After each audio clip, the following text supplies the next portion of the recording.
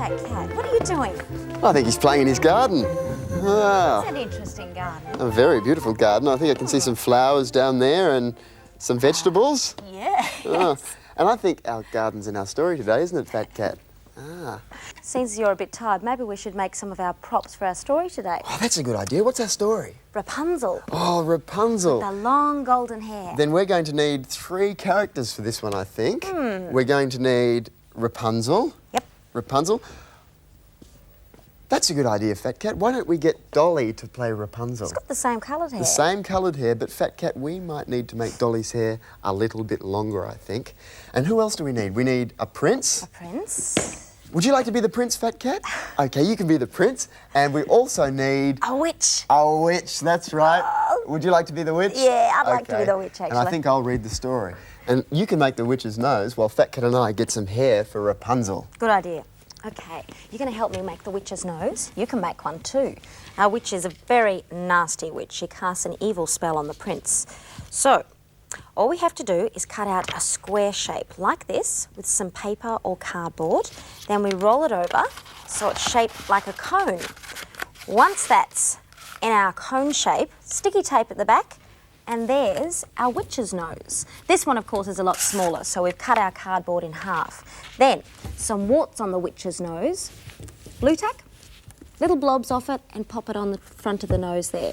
When you've finished that, 2 holes in the side, pop some elastic on, and there's our witch's nose. And look over here, Tanya.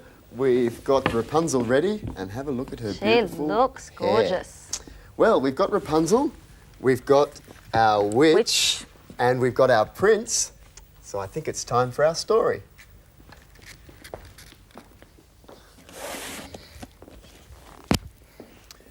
Today's story is Rapunzel.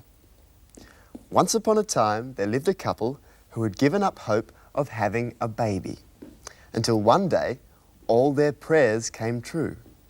The wife became pregnant. As months went by, the woman sat looking out her window. She looked at the neighbouring garden, filled with vegetables and beautiful flowers. The garden belonged to a witch who everyone was very scared of. Unfortunately, the woman was craving for some Rapunzel plants to eat. The Rapunzel plants were in the witch's garden. The husband had no choice but to get some for his wife. Late at night, he climbed over the wall and crept into the vegetable garden. He snatched a handful of the plant and quickly returned to his wife. His wife fell upon the Rapunzel and ate it as if she hadn't eaten for a week. But she wasn't satisfied. She wanted more Rapunzel. So the next night, the poor man had to go again. But this time, the horrible witch was waiting for him. The poor man was very scared and explained to the witch that he needed it for his pregnant wife. The man was then shocked when the witch said he could help himself, until he heard what else she had to say. The witch made the man promise to give his baby up when it was born. The man was very, very scared and agreed. When the woman gave birth to a little girl, the witch soon came to claim her. No amount of pleading could persuade the witch to leave the child.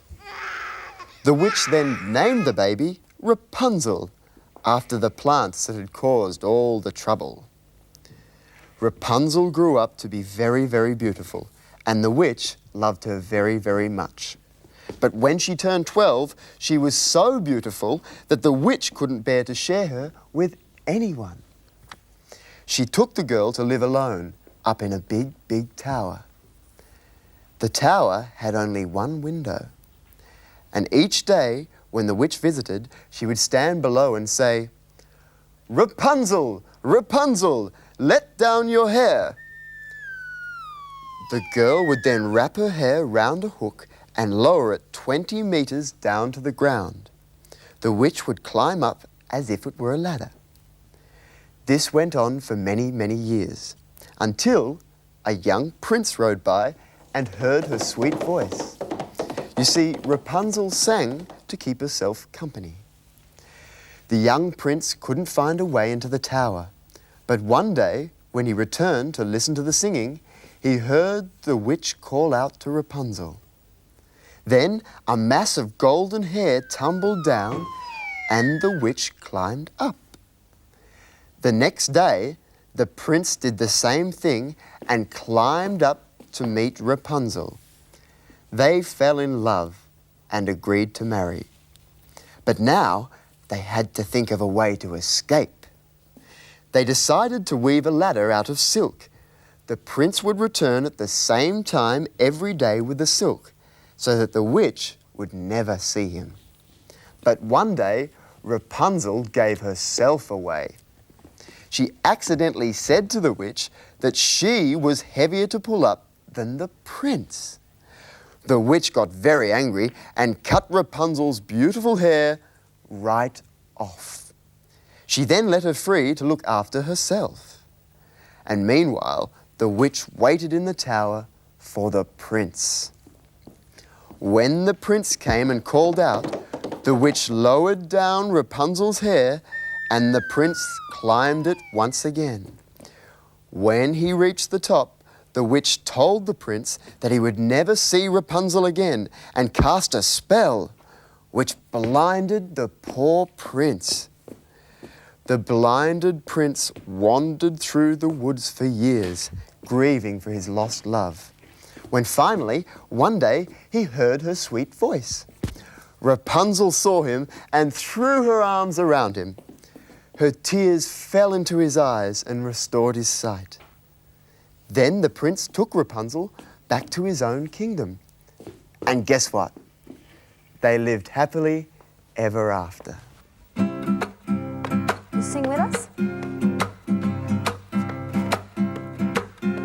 He's big and yellow, he's a happy fellow in his funny little hat. He likes to jump and dance around and have great fun like that. He's sometimes naughty, but he's always kind and cute, as you can see. So come on, kids, and join the fun and sing along with me. 'Cause they call him Fat Cat. Fat cat, Fat Cat.